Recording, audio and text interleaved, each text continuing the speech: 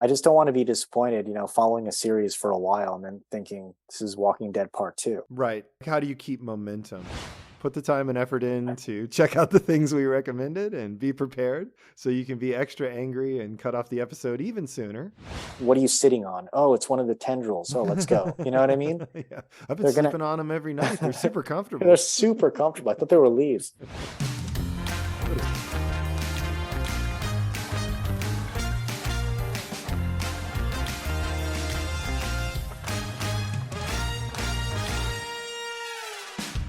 Welcome to Don't Encourage Us, the podcast where we talk about the big ideas behind fiction projects of all different kinds. Books, movies, TV shows, video games, nothing's off limits. So, what's our episode about this week? Our episode this week is about the HBO show, The Last of Us. And we spoil it. We spoil the first two episodes. We do. We do spoil the first two episodes. There is a fungal outbreak that has hit the earth, and they're lone survivors who have to just make it through a wasteland. So stay tuned for that. Yeah, I've been working on my reality show ideas. I've got a few. I'm actually looking forward to that episode. Yeah, that's something we're going to be talking about in the near future, talking about reality shows. We're going to do current state of reality shows or reality show ideas based on current properties, or what are you thinking? I think it'd be fun to do just hit a few of the reality shows that we've seen and talk about what was good or bad about those, and then peel off into our ideas about what reality shows there should be. Clearly, we're hitting this at the peak of its popularity. We're so timely as usual. Always. I think the formula is, you cast the most shameless people you can possibly cast. Right. It would be great to be a fly on the wall in those casting sessions and to see the people that come through there and to see the amount of low IQs and just cluelessness that's just passing through. Who knows how many people they're looking at, probably a couple thousand or something to get down to that, 12 people. This is like the best of the worst. Yeah, I wonder how many times there's someone who they're like, oh man, he or she is gorgeous, perfect in every way. Oh, so amazing and charismatic, but they're not willing to have sex if their sister is in the room next door. Right. Out. So they're out. Done. Yeah. Can't use them. Wait a minute. This one has morals. Yeah, get them out of here. Boundaries. There's no way. Out. Yeah. They don't drink alcohol. Out. Done. They don't drink way too much alcohol. Yeah, constantly. And if they do, they fall asleep instead of becoming problematic. And then they're out. Exactly. Easy exclusionary criteria. So speaking of reality shows, The Last of Us. Oh, yeah. Well, before we get into that, is there anything else any other topics that you want to get into in the coming season of our podcast? I guess we'll call it that arbitrarily. Yeah, I think we're going to have some more pitches coming up where we come up with for the audience who's not familiar with the show, you're going to have to go back and listen to some of the previous episodes. Mom. Sure they will. They'll go do their homework and be right back. And now they're unpausing. Now they know. Please continue. Where we pitch a TV show or movie idea and the other person critiques it, and we dive deep into where the show or movie idea could go, or maybe the movie idea could become a series or a show. We debate what could possibly happen. So that's going to be fun. And then we give up at the end and go back to our day jobs. Shelve it. Yeah. This is a fantastic idea that we could definitely sell. What else you got? So definitely, yeah. Hopefully some pitch. Hopefully, definitely some pitch episodes. I know I have a few ideas and they are horribly incomplete and kind of boring. So I've got you to fix that. Look out for that. We're going to have special guests coming on board. Oh, yeah. We're going to do some interviews. Hopefully soon an actor friend of ours will join us for some podcast hijinks. Boy, fingers crossed. Yeah. Fingers crossed. We'll hopefully dissect a movie that we love or hate.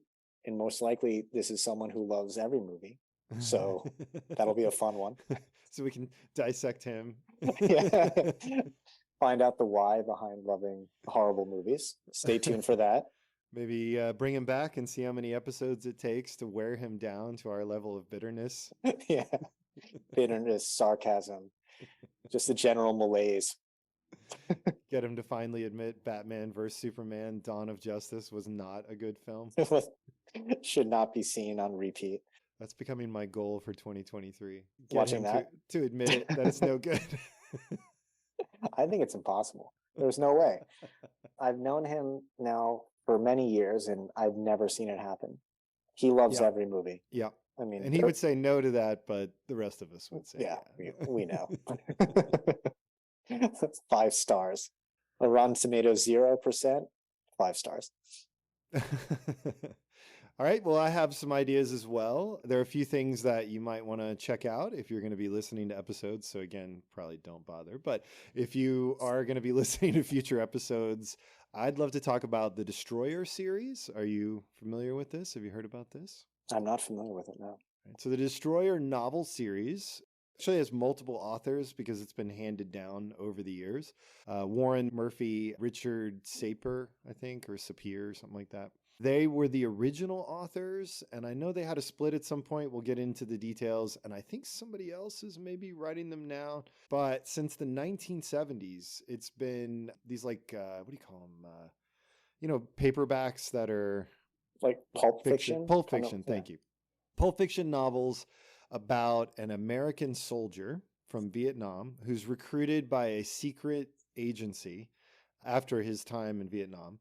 And he is trained as a deadly assassin and sent on missions to undermine and destabilize crime in America by assassinating key figures. Oh, wow.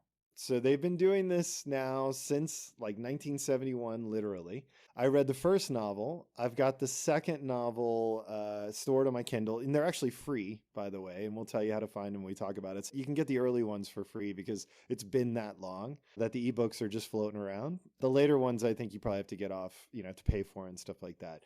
But there are a ridiculously high number of novels. It's still popular today. So they've been cranking these things out and people have been loving it. They actually made a movie in the 80s, Remo Williams, The Adventure Begins, 1985. Do you hear about this? I've heard of that one. I didn't know that was part of that series. That was an attempt to turn the Destroyer series, again, very popular with a lot of people, into a film series. And we'll talk about this as well. The lead of that film recently died, and there's talk of Amazon resurrecting taking another swing at turning this into a series, so it's in development. So we'll talk about that, I hope. Also, I recently discovered the Columbus Day Expeditionary Force series, hugely popular. I want to say they're 15 full-length novels, but there are also, I think, 2 novellas and a Audible, audio drama with celebrity voices. So that's how popular this series is. Craig Allinson is the author, and I listened to the audiobook. R.C. Bray, he's the voice actor. It's not a audio drama. It's just someone reading a book, which normally I find a little bit, people doing different voices and stuff. I don't usually like it. It's not personally something I enjoy. This is amazing. Already into book 3. I have enjoyed it more than anything that I've listened to in a while, since probably the World War Z audiobook. So really good. So be looking for the Expeditionary Force series by Craig Allinson. We'll talk more about that, hopefully. Really, really good stuff. Another one, similar, audio drama, Chrysalis, based on a short story that I think was originally posted in chunks on Reddit. And then I don't know the story, so I'll research it. We'll talk about it. But the Dust Network, which does science fiction, I think they originally did audio dramas and then they jumped onto doing short films. And they recently, or I think a couple of years ago, year and a half, released a full-length science fiction movie. So this Dust Network has been trying to kind of build up. So one of their biggest products is the Chrysalis audio drama, again with some celebrity voices. Amazing. Highly recommend it. That is probably the best audio drama I've listened to ever. I don't know, have you seen the Invincible series on Amazon? I have not.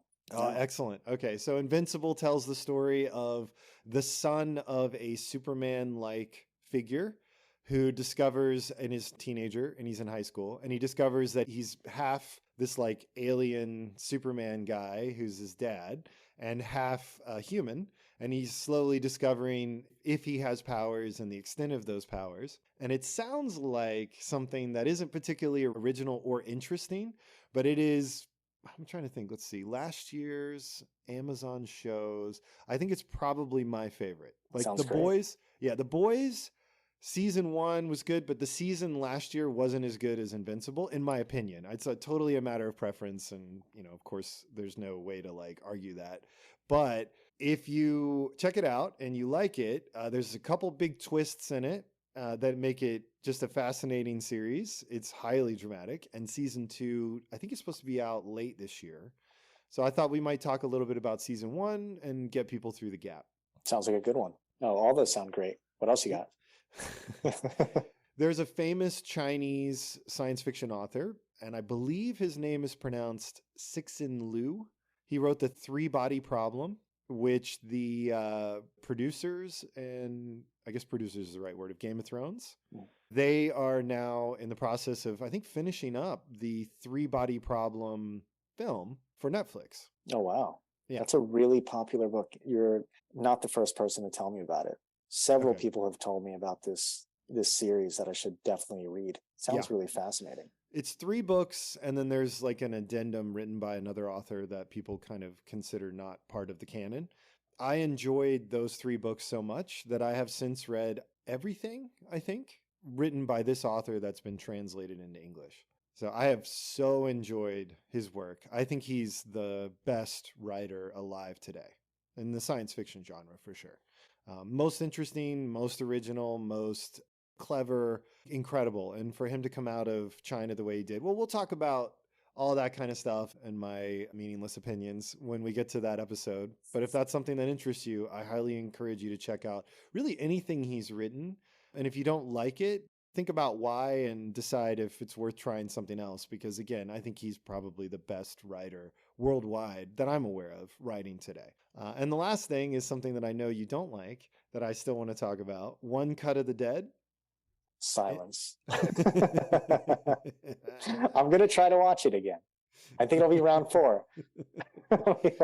What's a good word of warning for people who... So it's a 2017 Japanese independent film. It is extremely well rated by people who actually finish it, although many people do not. So what should we say to anyone who might want to check it out? Really? I mean, if you don't want to ruin anything for anyone, let them wait until the episode is expect the unexpected. It's probably the best way to describe that movie in a nutshell. And wait for the unexpected. Wait. Or just keep watching. Don't stop watching. That's the thing. The first, what is it? What did we say? It was like 40 minutes, 35 minutes, something like that is one thing. Yeah, I think it's about, what is it, 35 minutes? It's somewhere in there.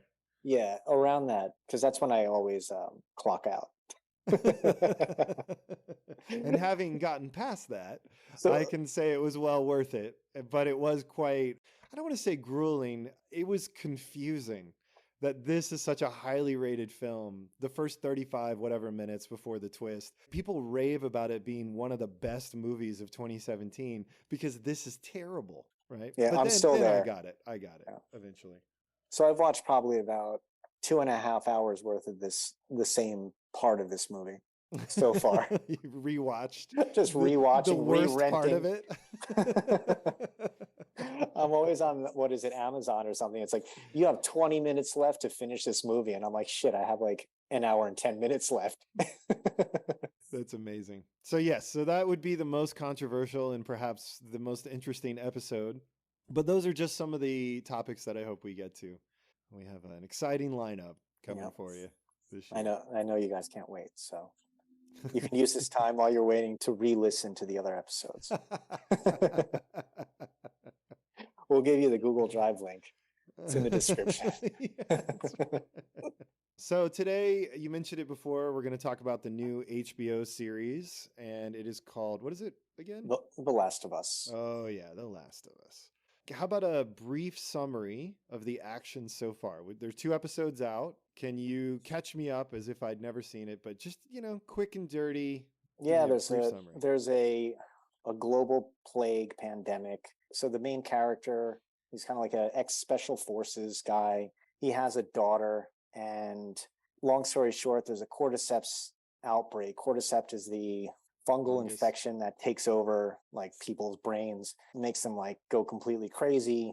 the daughter ends up, I don't want to ruin too much about the story, but basically, so this cordyceps is basically like a zombie plague, and it hits the entire planet. And this is similar along the lines of Walking Dead. So this ex-special forces guy who I mentioned earlier, him and his daughter and his brother need to escape their town because there's like chaos in the town.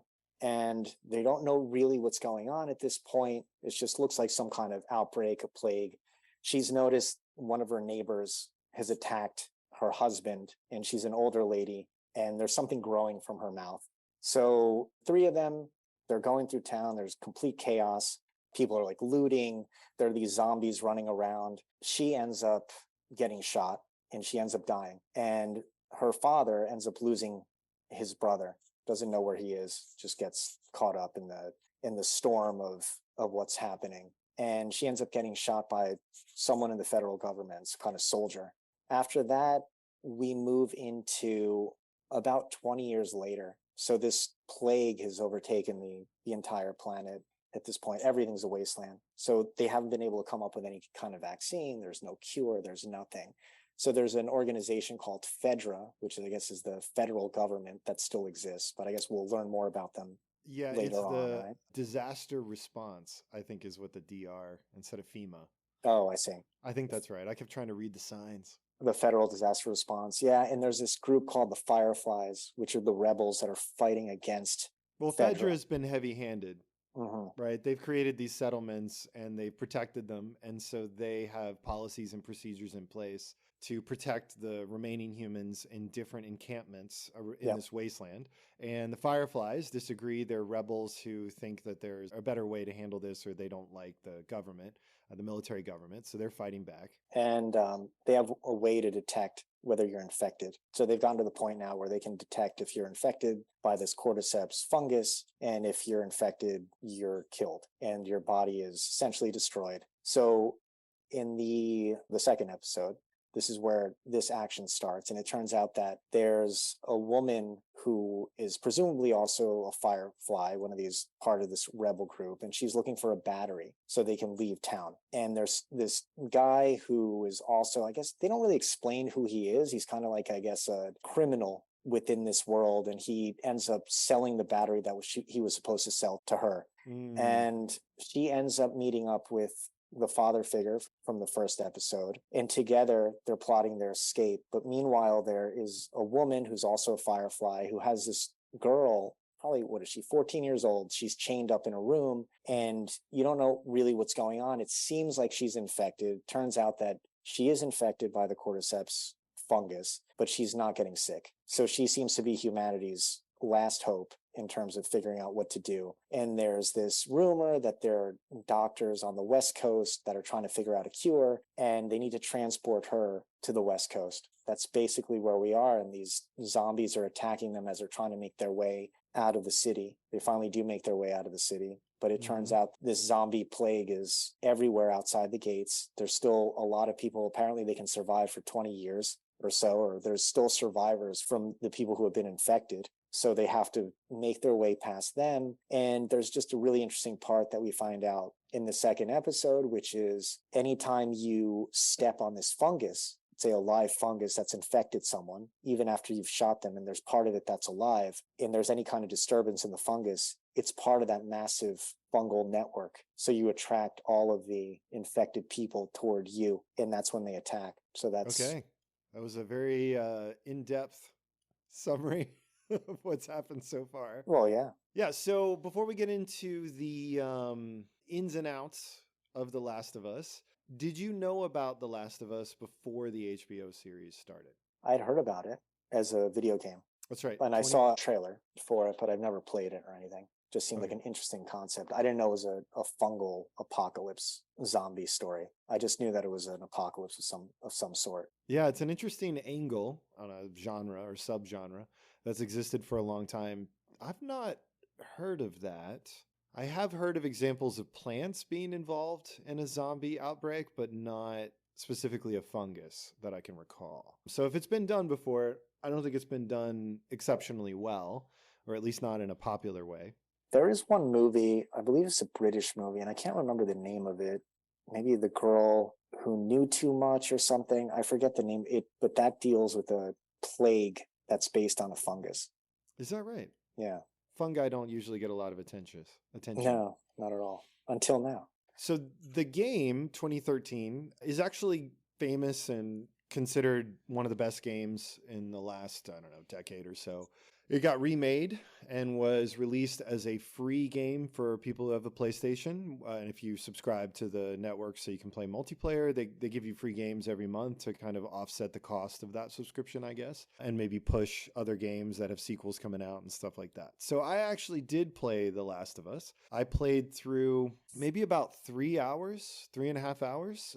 I played past the point where the series is now, and then I quit and I just never went back. So it was interesting to me to see the series come out for a lot of reasons. Number one, seeing them develop a property or like a movie or series based on a video game and do it well.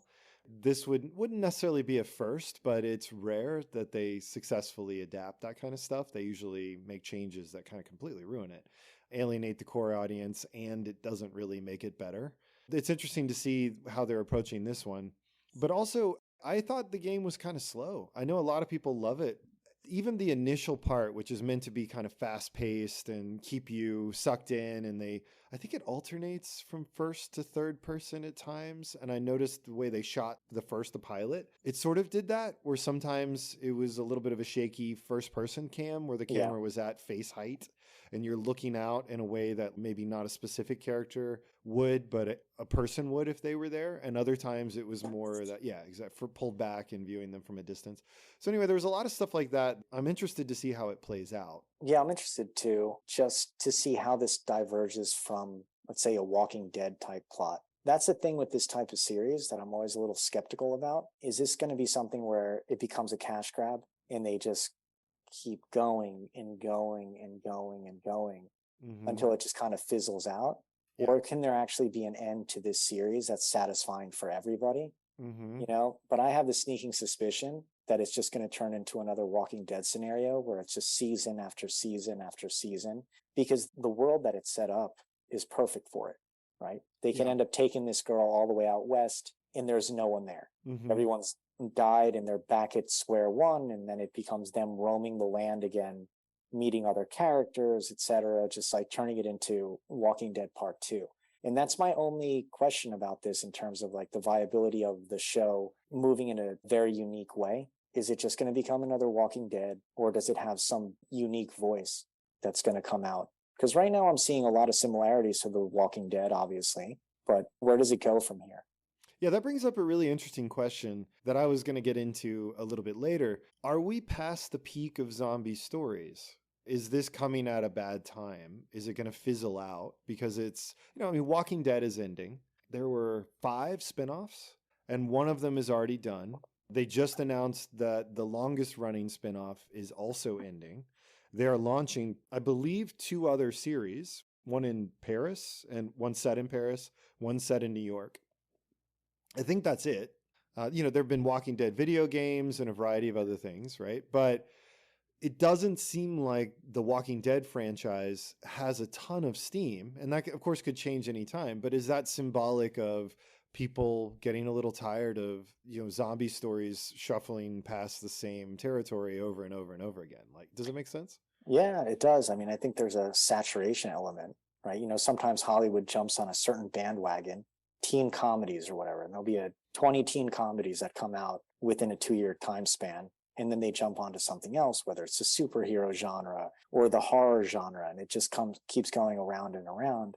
I think with the zombie genre, it's the amount of unique storylines that they can do around zombies. I guess there are a lot of possibilities, but it seems what they always choose is, a couple main characters are going to follow through a wasteland trying to figure out what the cure is.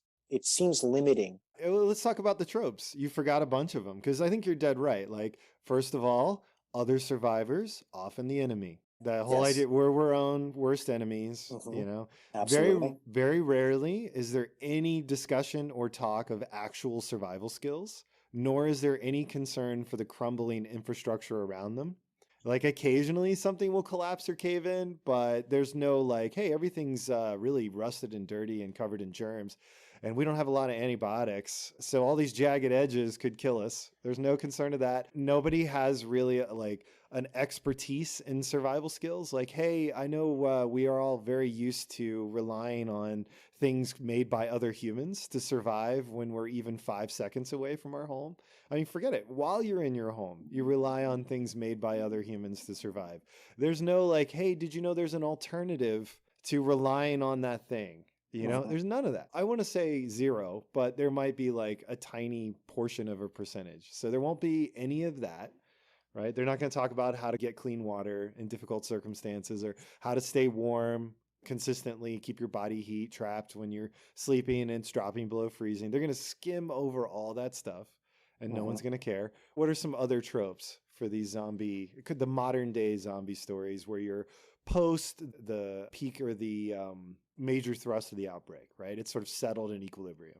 Yeah, I think it's a lot of what you're saying, where the characters are inherently have these survival skills, but we don't really know why or where they learn them. They never talk about it. They're not There's also, explained. Yeah. they're not explained. It's also this idea that instantly everyone just groups up. It's like every person for themselves. It's like the bad group versus this other group. But the group that you're following, maybe they're not so bad after all. They're just trying to survive like everybody else. But then little by little, as the season goes on or as a movie goes on, it's clear there's a villain who wants to take all the resources or who wants, to lead the zombies toward this other group of people to kill them. So there's always just the general human tendency, I guess. It skews really bad. There's not a sense of camaraderie or teamwork within a huge group of people. Even though they're all being hunted. They're all being hunted by the same enemy, right? The entire time. They don't like each other. So. But they don't like each other for whatever reason. There's always the mysterious character who has very shady background where you don't really know if they're good or bad, what they're going to do at the next minute. There's always that character that comes along. There's a sense of general distrust, especially in this Last of Us, the adult character with the 14-year-old girl immediately is like, you're just cargo. And then he's gonna have a turnaround where she's gonna seem more like his daughter, and they're gonna go through that whole thing. But yeah, I think it's pretty consistent throughout these movies. The same. They're gonna be able to walk hundreds of miles. Oh, I forgot about that one. Like no trouble. They're going to cover 10s, 20s, 30 miles, 30s of miles. Is that an expression? Yeah, 30s and 30s of miles. 30s and 30s of miles. No trouble. No one's going to, pull a muscle. No one's going to be too sore to get up in the morning. No. They're just going to keep going. Sleep every single night. No problem there. Yeah. And the point that you brought up earlier, it's so funny that they're not worried about any other type of disease. The only thing they're worried about is zombies. They're not even worried about getting sunburned. Right. You don't see them slathering sunscreen on their faces and necks. I'm talking in general, not this show specifically yet, because I don't know what season it is and whatever. But as the show continues on, I imagine we'll see that. They'll walk 30s and 30s of miles, end up in a different type of landscape just for visual variety, right? At some point, if it goes on long enough, they'll have to go north or south just so that it looks different, but they won't need to really adjust. You won't see them like making homemade sunscreen. You won't see them like hunting local wildlife like more than once or twice, and it won't even be like a serious hunt. It'll just be someone in the woods looking through the branches in the distance, and there'll be a rabbit, and then it'll cut to a rabbit like hanging on a spit, what I mean? Or like just turning it over the fire or whatever. They're all just proficient hunters regardless of where they are, and the fact that they're being hunted themselves, that's no problem. There's plenty of food, right? They're just always full. It's practically a Garden of Eden. Once you get rid of the people, there's food everywhere. It's no problem. That's why the Native Americans had it so easy. Yeah, exactly. And the only technology that still works somewhat is the radio tower. Yeah. Remember, that's the only. The radio towers will work. Yeah. It's fine. Like there's still some form of electricity or generator somewhere that are operating these radio towers. They're networks of radio towers all the time. There's always a person that mans the radio. Yep. No trouble finding shoes that fit. No, that's just readily available. Yeah, I think maybe to be fair to this subgenre, this idea of like post-apocalyptic zombie fiction, I guess they assume that a lot of the audience would get bored. If a lot of the time was spent talking, not so much about their relationships with each other and how the character's going to learn to hope again or whatever, but instead the fact that nobody can find a belt. And if you use rope, it chafes, Yeah, so yeah. they're trying to figure out an alternative for belts because pants really weren't made to last hundreds of years without air conditioning, just hanging in a store. You know what I So, mean? Like then you'd have episodes named like the one where they look for a belt. sewing. Just quote unquote the, sewing. the one where they make soup.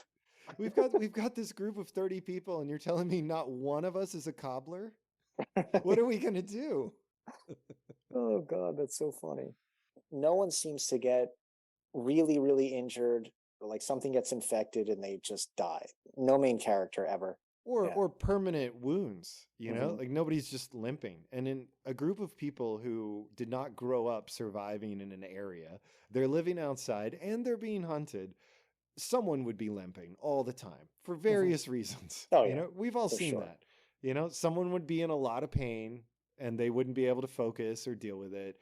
You know what I mean? There's just a bunch of things. Someone would be sunburned, somebody would have some weird growth on their arm or Mhm. some scrape that's not healing and they're confused and don't know what to do. I mean, are they all medical doctors with like wilderness medical training? No, none of them are. So yeah, I predict a lot of that kind of stuff and me being the only person who cares. Yeah, exactly. The one person in the audience is going to worry about all of the practical things. There's always got Uh-huh. to be one to ruin it for everyone. Again, I know I'm nitpicking and I know nobody else cares. So we'll put time codes in to skip past this rant. But in episode 2, they choose to go through a flooded hotel on the first level.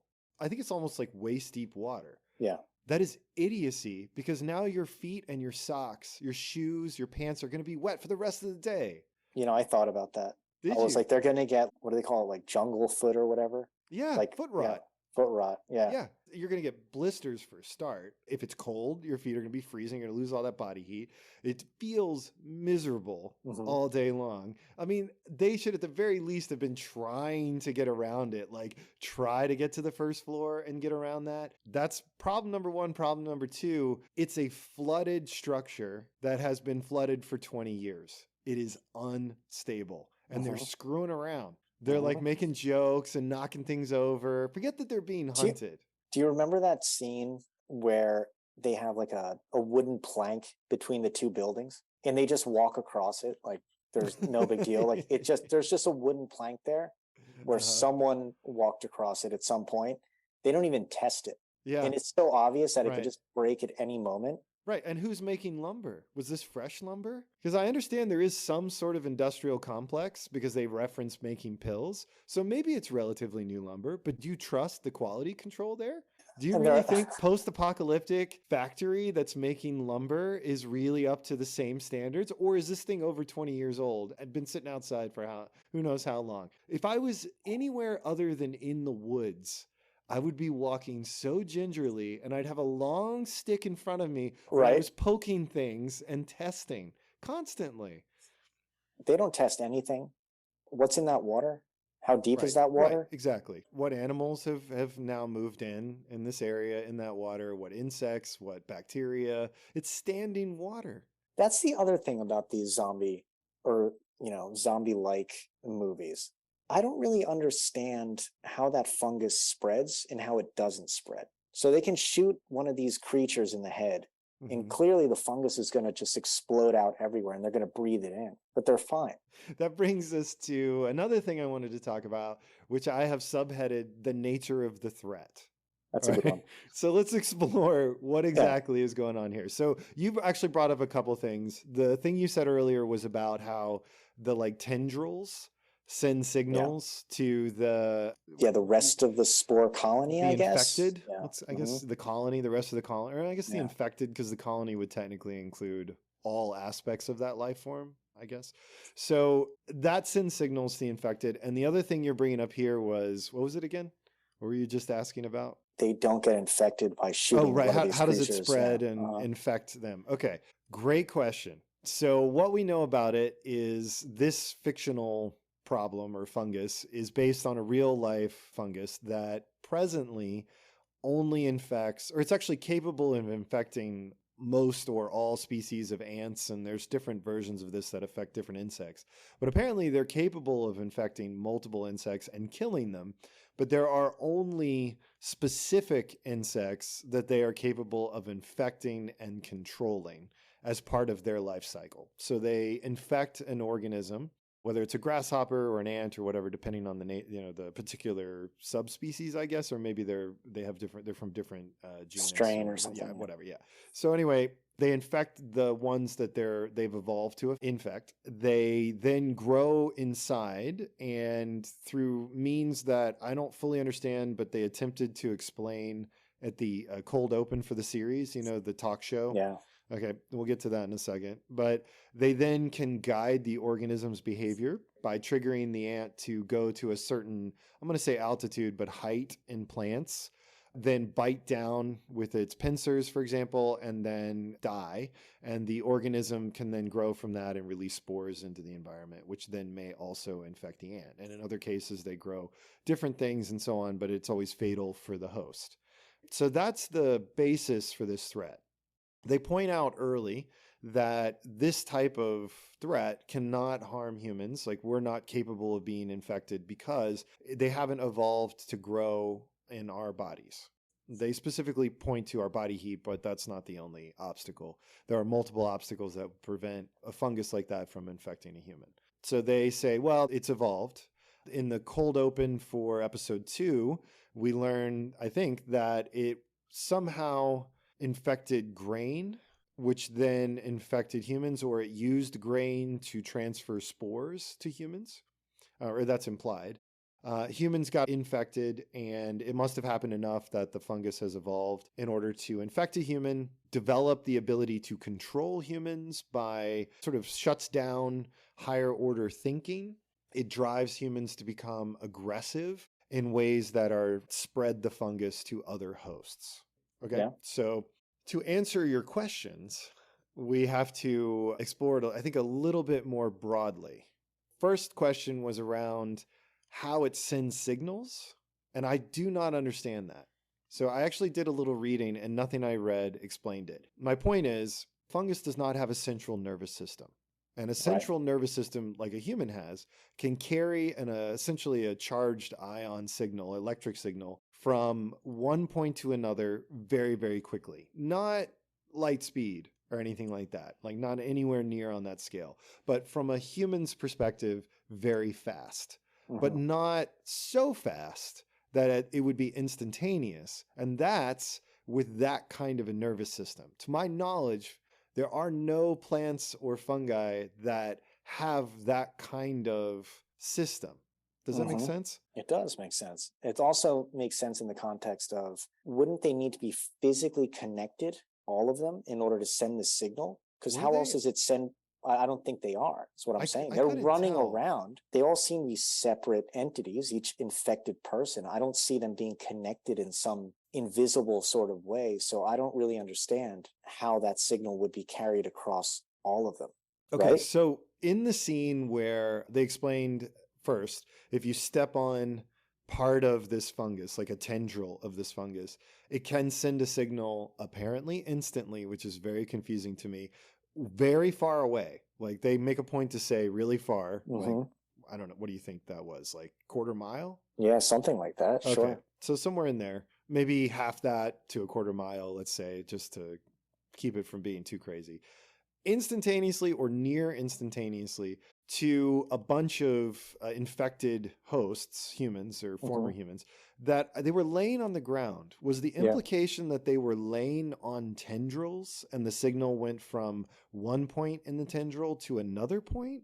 Or is it more like there's some sort of intelligence that then can guide where the signal goes? In other words, if you step on a tendril, does it go in every direction simultaneously, and any infected that are connected to that tendril are informed?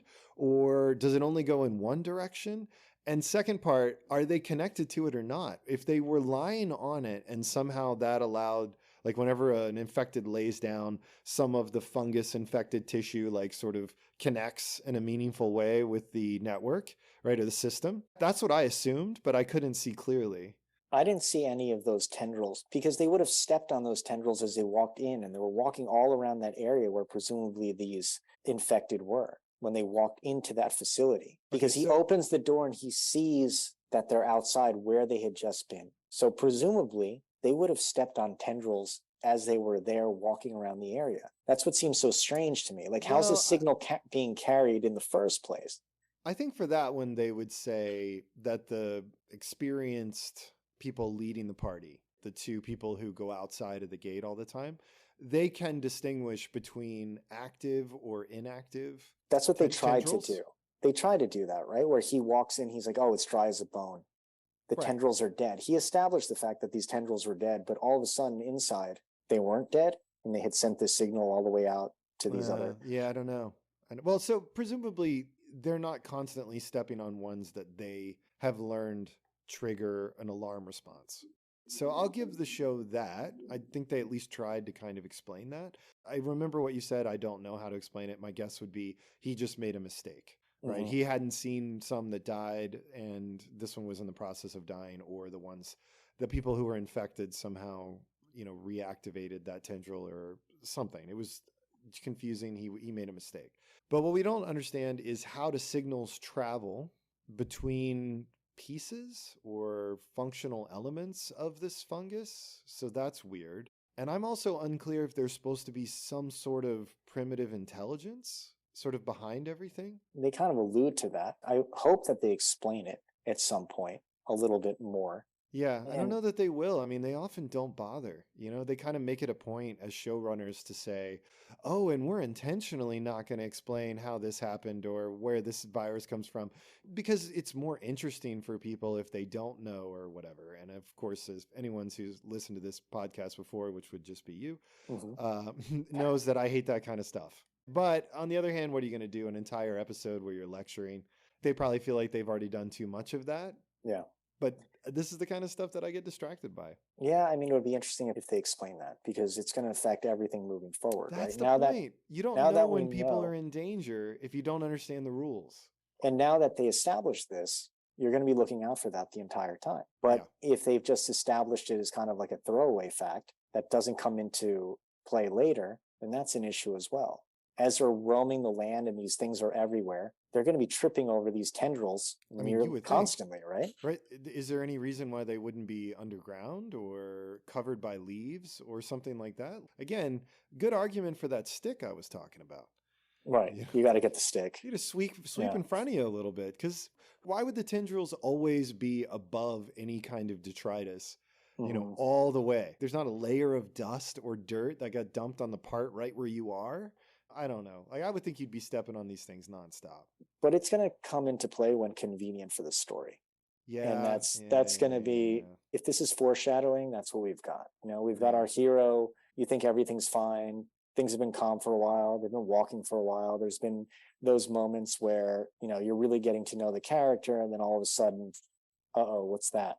Oh, what are you sitting on? Oh, it's one of the tendrils. Oh, let's go. You know what I mean? Yeah. I've been sleeping on them every night. They're super comfortable. They're super comfortable. I thought they were leaves. A little squishy, but they're not wet. It's perfect. Yeah, I don't know. I think this is suspension of disbelief time. Yeah, I mean, at some point, it becomes like infinite zoom. There is no point at which all scientific questions are answered. Now, there is a point to which I'm satisfied, but it's not going to be the same for everyone. So as a showrunner, I'm sure it's an impossible task to find that appropriate level. But to me, so much of the plot revolves around the rules that govern this thing. Like how to understand solutions. The solutions they come up with to problems can either be really interesting or just feel hand-wavy.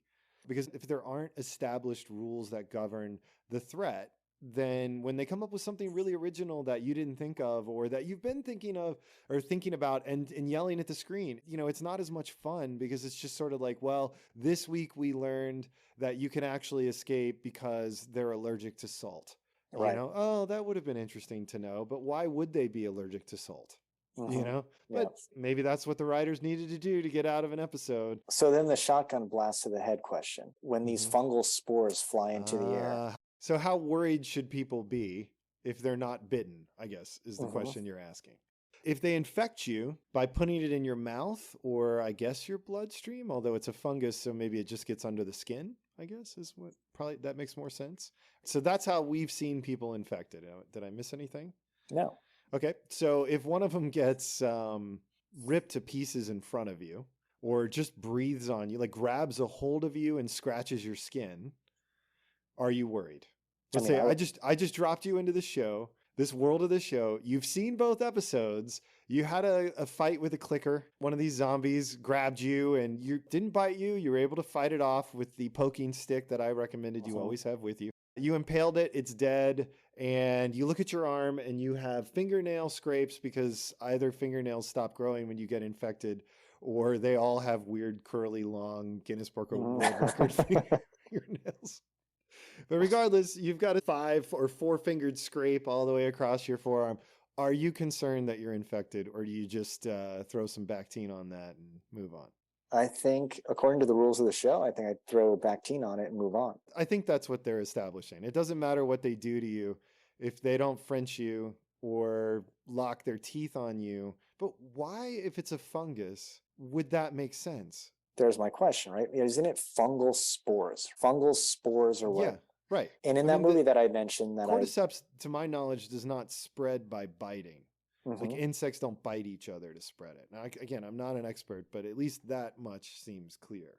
So, like you said, if you shotgun blast one of them to the head and you get bits all over your face, are you worried? It's really odd because first it's like, okay, there are fungal spores. That's probably the basics around fungus that I always thought. They spread because they're releasing spores into the air and they're landing somewhere or presumably being inhaled. But these are totally different. They have to, those tendrils have to enter your mouth. They must not be airborne. They must have traded the ability to survive in the air for whatever abilities they gain to infect humans, I guess. So you're only infected if it's direct skin to skin contact, because why would it get, I mean, again, bloodstream doesn't really make sense for a fungus, right?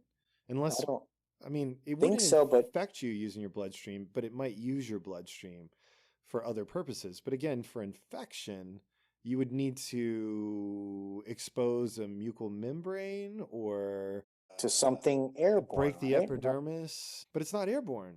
Right? We're saying it's not airborne. So episode 3, if a bunch of people get infected because of a breeze, then we know that this is all wonky. But let's assume it's not airborne. So you get scratched, you're not worried. Or you are worried. If it gets in your ear or your nose or your eye, are you worried? I mean, in the real world, yes. In the show, according to how they've set this up, I've only seen 2 things. Someone gets bitten, or like when that woman died in the second episode, then those tendrils went into her mouth. That's how you get infected. Everything else seems to not infect you. A scratch doesn't seem to infect you. So there's something in their mouth. They're delivering this through bites or the tendrils coming out of their mouth. I haven't seen anything else. Have you seen anyone getting scratched and turning into one of these things? No, but I think you're making a good point. So for reasons that I don't understand, the mouth of an infected is the only thing you need to worry about. Is that, other than, obviously trauma, blunt force trauma from their curly fingernails. But other than their mouth, you don't have anything to worry about. Is that right? Seems to be the case, yeah. So what if you grabbed one of those weird faces and you took a big bite out of the top of it, right? But their mouth didn't. Don't worry about it. Don't worry about it. Okay. I mean, I don't know. It seems so odd because you're breaking all the rules, right? If it's spores and you blast one of them, you're going to shoot spores out everywhere because it's presumably alive. It's a living fungus. But then if they scratch you, you're not going to get it. Apparently it's not airborne either. So it's only the mouth that transmits it. Because, they're really close to his face too when he's fighting them off. It's like breathing right on Right. No. Yeah, it's got to be mouth to mouth contact, or mouth to skin, or mouth to you contact. All right, I'll just accept that as a rule. They're basically harmless, other than blunt force from flailing their arms around in weird ways, just running into you at full speed, right? But other than that, if you are adequately padded or significantly larger, you're fine. If you just put a muzzle on it, there shouldn't be an issue. Yeah, you're going to be right. Is that right? It seems to be the case so far. Yeah. Okay, all right. Maybe they think if they make it airborne, there's too many other problems to contend with in a plot like this, right? Everybody's dead, right? Everyone's dead, or in a sealed environment, or you're dead. There's no wandering around. Or the plot would be based on those who are somehow immune, like that girl. And some people are just immune to infection, and they're just part of this whole possible solution to the problem, that they can develop some type of, I don't know, a vaccine against a fungus or an antidote or whatever you call it. So that brings us to the next part of, or the next subsection under nature of the threat. The infection, the fungus, is not the only threat. There's also FEDRA, and FEDRA is a government paramilitary, I think, probably is a response group. Maybe it's military response group for the emergency. And they are apparently protecting Americans. I would assume it's outside of America. Things are going to be different, which I don't know if we'll ever see that, but it might be more interesting. FEDRA has been basically a, what do you call it? A military... Like a coup, like a military coup? Basically, yeah. It's just a military government. And they have been applying harsh methods. So based on the first episode, because we don't really encounter them that much in the second episode, right? There's not too much about FEDRA. Okay, no, so in the first episode, did they seem unjustified in their methods? Like, did you get the sense that FEDRA is the bad guy based on their actions in the pilot? That's a good question. I mean, they wanted you to believe that. Right. I know It's they're clear really that, forcing it. It's supposed to be. But based just on that alone, what you saw, would you be like, FEDRA's got to go? I wouldn't. No, I mean, everything they've done seems logical. They don't want the infection to spread. Right. When someone has the infection, they have to deal with it, unfortunately, and they end up killing that person. Right. There's no solution, there's no cure, and eventually, very quickly, that person will become a threat. So when they detect infection, they execute the person and burn the body, right? Yep. As far as we know. I don't really have a problem with that, given their very presumably limited resources and ability to cope, and their mission, which is to save humanity, right? Supposedly. But then you have this rebel group going against them. Well, what else has FEDRA done, right? What do we see? We saw that FEDRA has strict rules. There's a curfew. There's a curfew. They execute people who break the rules publicly. They hang them as a way to like maintain discipline and obedience, or whatever word you want to use, and maintain order. What else? There's some corruption there with the guy that's buying drugs. Yeah. Oh, yeah. Okay. But that's not on the like top level, right? On the ground level, one of their soldiers is a oxy addict or whatever, and he makes a trade illegally, obviously for drugs. Okay. But that's not FEDRA, presumably. That's the thing. I'm not seeing FEDRA being the villain yet. But clearly they're supposed to be this like really bad government. Like they have work gangs essentially, but they pay people. They've created an economy. When there is a Firefly attack, they respond brutally. But other than that, I haven't seen anything. They're making sure everybody eats. They're keeping everyone alive. That's my point. I haven't seen them do anything that I would say, wow, in that situation, they shouldn't be doing that. They seem to be doing everything that you would think some type of government body would need to do, or else there'd be mass chaos where everyone would just kill each other. There wouldn't be anyone left. Yeah. There would be a small group of survivors here or there that would probably die out periodically. So what is the insurgency really after? Okay, so let's talk about the Fireflies. So the Fireflies are fighting against FEDRA because they think FEDRA is too heavy-handed. And by the way most movies and TV shows establish that an organization like FEDRA is bad is that they usually show either ultra unnecessary violence and or the head of the organization living high on the hog. He's got 4 Rolls Royces, and it's like one side of the wall, it's people starving to death and they're all dirty and, miserable. And then literally on the other side of the wall, he's there at his pool with like 2 white tigers and, all these women in bikinis, and he's got big aviators on and smoking a giant cigar. And somebody brings out like this amazing platter of food, and then he gets angry and swats it away because it's missing the right kind of canapé or something, right? That's usually how they establish FEDRA in this case as the bad guy. But they didn't do that. So I'm a little unclear why the Fireflies, who were blowing stuff up and like stealing things and destabilizing what seems to be a very fragile island of the last of humanity, right? It's practically in the title. Why there are good guys. Like, that's just bizarre. I don't understand it either. And Or it's maybe they're also bad guys? but it's such a flimsy way to establish FEDRA. If they're trying to establish him as a villain, which they clearly are, and they want us to be on the side of these fireflies, but I'm just seeing an insurgency that's going to destabilize humanity altogether and bring ruin to everybody. And then everyone's dead. It's not like Firefly's like, hey, we have this whole... We have a hospital we're building where we're going to save these people, and FEDRA's blowing it up. Right. Like when we went to like the Firefly headquarters, if they had elaborate plans for rebuilding the city, you know, with like playgrounds and childcare and like hospitals and a Starbucks and the necessities. You know, like, oh, and everyone will go there's a giant dining hall and everyone will go there and eat together and sing songs every night. And, you know, or if they had some sort of like solution to the problem, then I'd be more inclined to think that the little girl was serving some sort of purpose in this. But from all I can tell, the mission is to hand her off, someone who is, I guess, immune, to a group of people that don't really have a better solution. We've been told specifically there is no possibility of a vaccine or a cure. They've actually said that in both episodes now. So then this girl, good for her, right? But unless there's like dozens or, you know, 30s and 30s of other people who are also immune, then I don't really see how that does us any good. And FEDRA seems to be the only group that could actually support those people long enough for them to become the new dominant version of humans, right? And survive. I think we're going to have to get into more of like FEDRA backstory in order to make I think we will. Yeah. Any It'll be sense like the whatsoever. next cold open or whatever will be FEDRA like rolling over humans in tanks or something. Maybe the Fireflies were close to coming up with some type of cure or had a plan that was working, and FEDRA came in because of this military coup that happened. The leader of FEDRA with his cigar. Yeah, was like, kill them all, you know? He just stepped on the vial.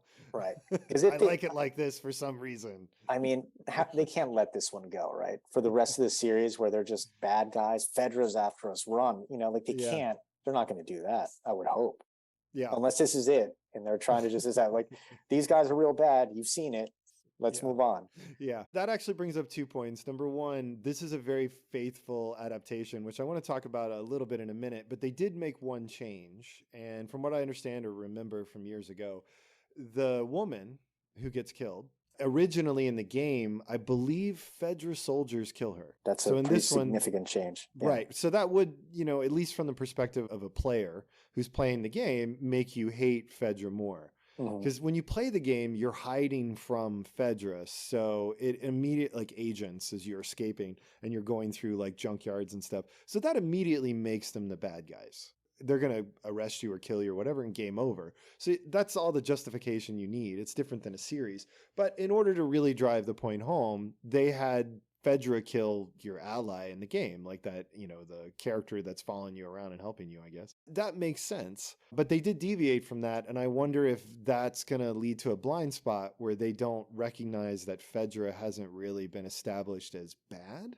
given the circumstances, to everyone who's just watching. That's a really interesting point. And it'll be interesting to see how that plays out. I think a FEDRA backstory is going to be just a necessity if they want to keep you hating FEDRA. Or they're going to have to do something really bad to people we care about or don't think are also bad. But I think they're maybe assuming that you already think they're really bad because of the girl dying in the first and them hanging episode. People. So that's enough. That's what I'm concerned about with this.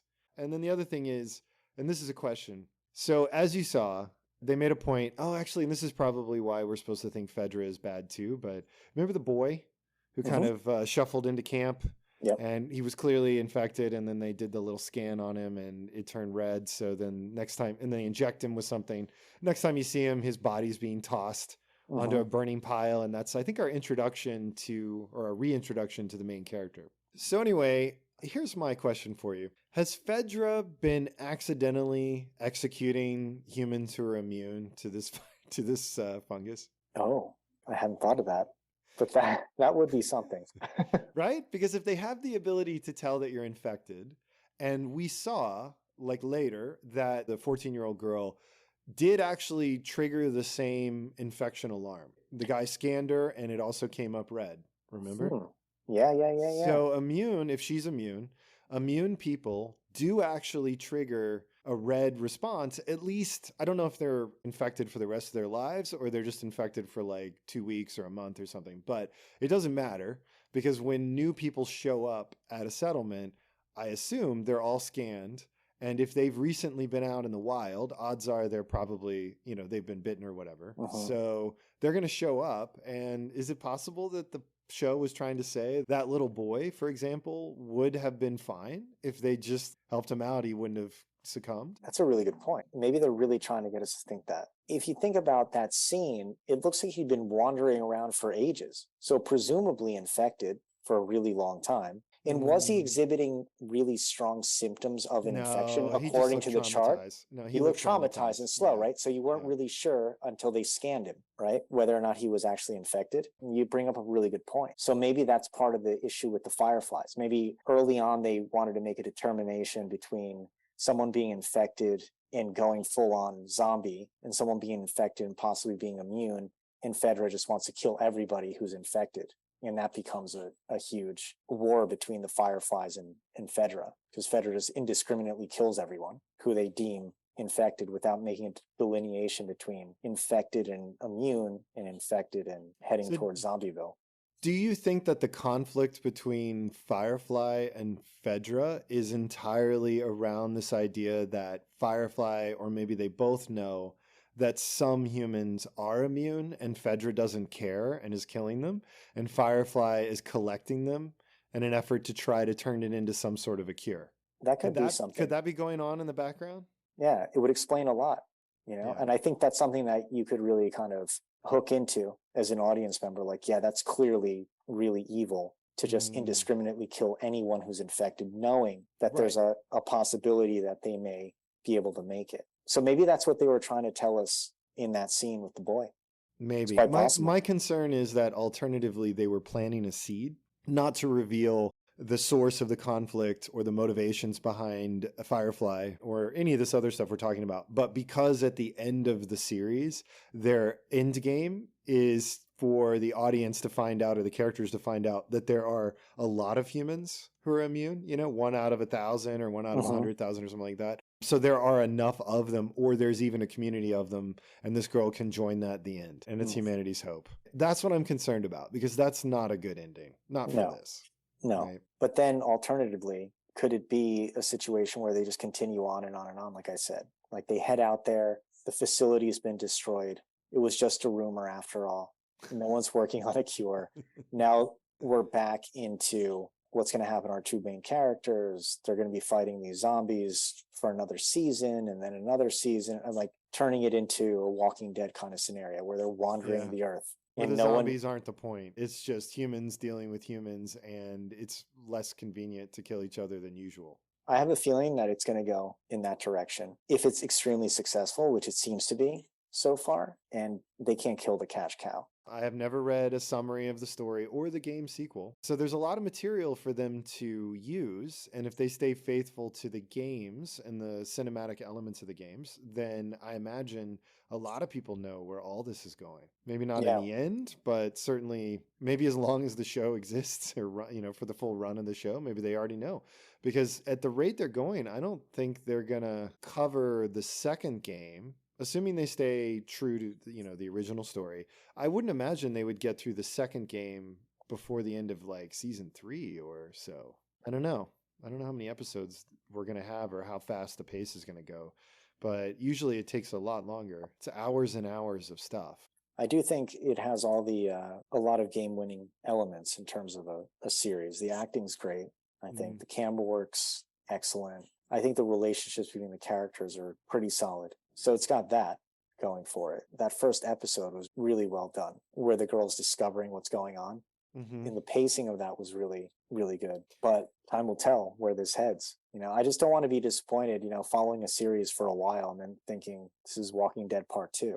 Right. Like, how do you keep momentum? Game of Thrones, in a lot of ways, kept momentum because I think there were multiple stories happening simultaneously. So when you hit a natural lull where you need to cover a lot of ground or exposition, or you just need time to pass, then they could spend whatever time they need to in an episode on that storyline, but then jump to other storylines that were peaking in that moment, or even create new elements or new storylines that could keep the episodes moving. But in a story like this one, the scope's pretty big, worldwide, I guess, but we're not following people, multiple groups of people. We're following just so far, I think, 2 people. So, if in order for that to stay interesting, that's tricky. It's easier for a film. It's harder for a series, I think. Do you think we're just going to continuously follow these 2? If I were a showrunner, I would start by being faithful to the show, and then I would introduce characters who were in different places.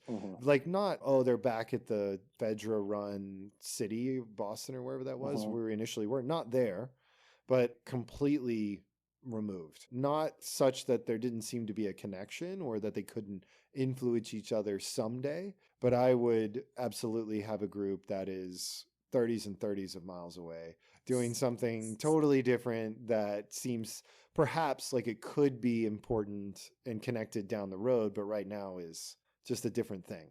Otherwise, there's going to be an episode where they're just walking for a long time. There's going to be a lot of episodes where they're just walking through ruins, or they're trying to find a group of people, to find the next group of people and the next group of people, or they find another settlement and another settlement. It's like Walking Dead. I was just going to say, it's exactly like Walking Dead. They're trying to find food in an abandoned grocery store, and all the action takes place there. They're trying to find medical supplies. They're trying to get a vehicle running. I think after a while, it's just like, where are you going to take it? If you're just following 2 characters, I mean, there's only so many things they can get into in that wasteland. Right. There'll be an episode where they're stuck indoors for most of it because it's raining, too hard.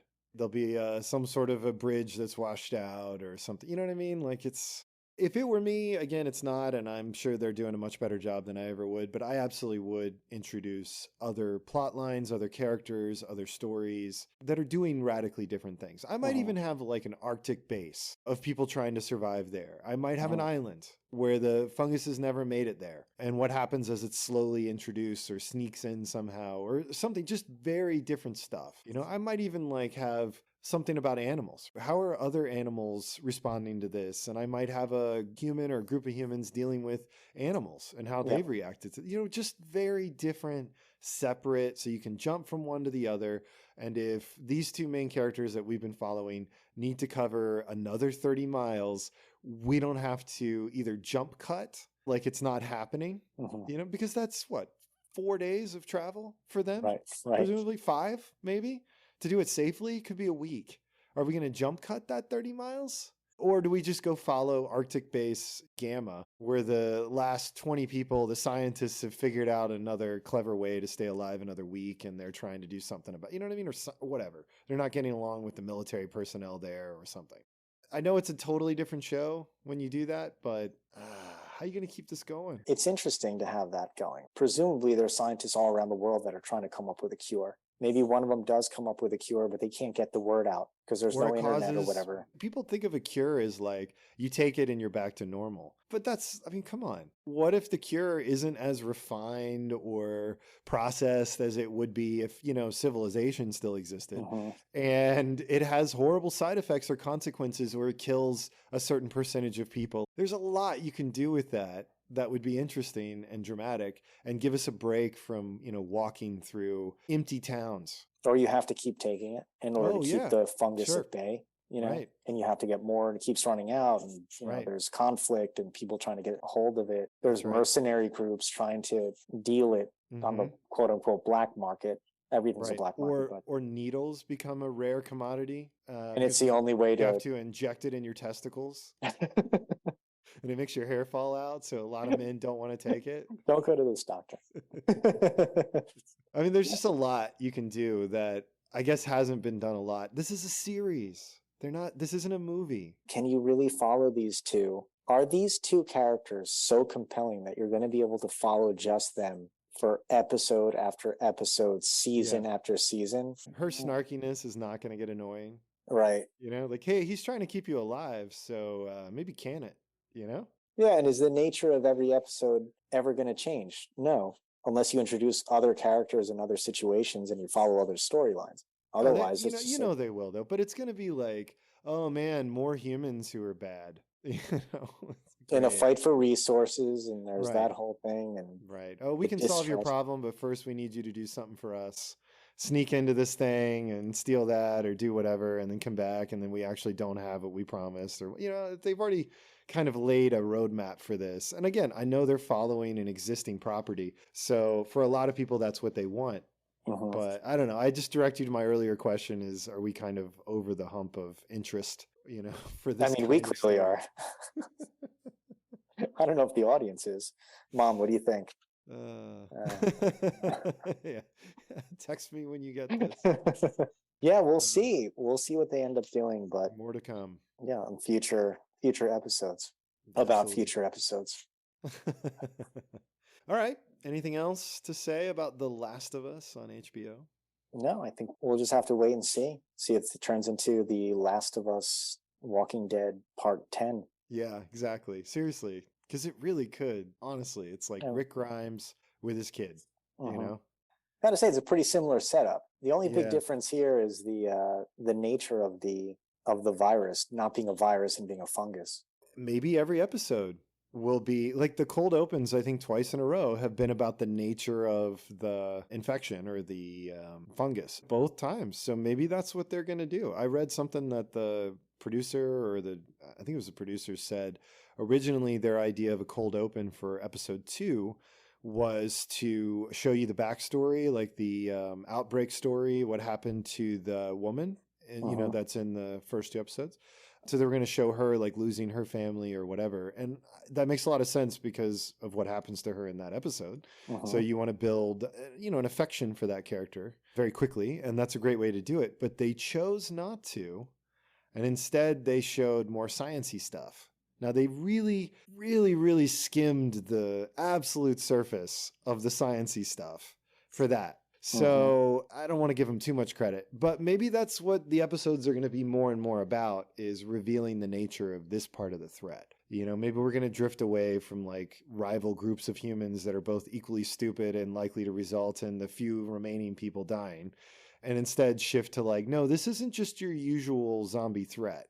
This is a complicated, nuanced threat, and solutions exist. Let me ask one more question. What did you think about her death scene and what was happening there? Her and the Zippo lighter, trying to light the lighter. I thought it was pretty straightforward. Do you think that she opened her mouth that way toward that zombie that was headed toward her because she was already infected and like she was just compelled to do that? Oh, interesting. I read it as their purpose is to infect. So the fungus is manipulating them to aggressively infect hosts.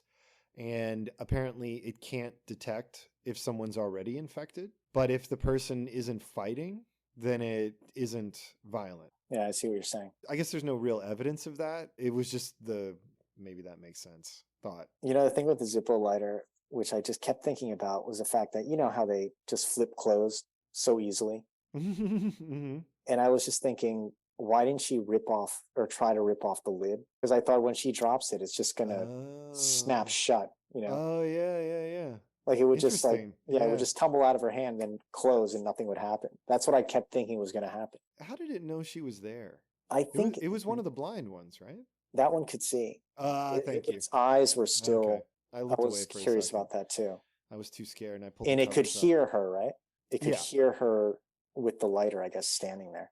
Okay. And it turned. Yeah, I was wondering that too at first. I was curious to get into, is that supposed to be sonar? Are they echolocating the clickers, or like what's going on there? Maybe their hearing is really good. I didn't see any giant ears, but I don't even think there's a point to get into that kind of stuff.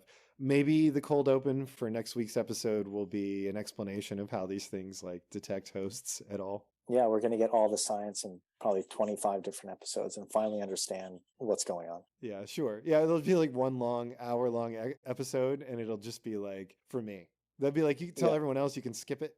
Yep, with a whiteboard. It'll be a guy in a lab coat explaining the whole thing. And all the characters that die are going to be in the classroom, and they're all going to be nodding at each other for no reason. Asking my questions to the guy with the PowerPoint. And they all have like little lab kits in front of them where they can like look at slides and point out things and stuff. Yeah. Yeah. I would really enjoy that. That'd be a That's great how episode. sad that is. I know. I would too. That would be my favorite episode. It would answer I'd be all like the looking questions. stuff up online, like asking at the end if they recommend any reading. Jumping on the subreddit. Yeah. All right, good. So that's it. I think that does it for The Last of Us for today. Yep. All right. So as always, thanks to the should I even thank the audience for listening? We can. If you listen to this, thank you very much. Thanks so much. We really, really appreciate it. We think of you It's as Friday. We have nothing else to do. But if you exist out there, it's becoming our religion. Thank you so much. Yep. And we've mentioned a few of the topics we're going to get into in coming episodes, or we'll do completely different stuff. So put the time and effort in to check out the things we recommended and be prepared so you can be extra angry and cut off the episode even sooner when we talk about something else. Or we'll just do dead heat. Yeah, you never know what might happen. We might interview Joe Piscopo. Is that a hard get? Probably not. We'll just jump on Cameo. Just hang out at the gym. See if you can get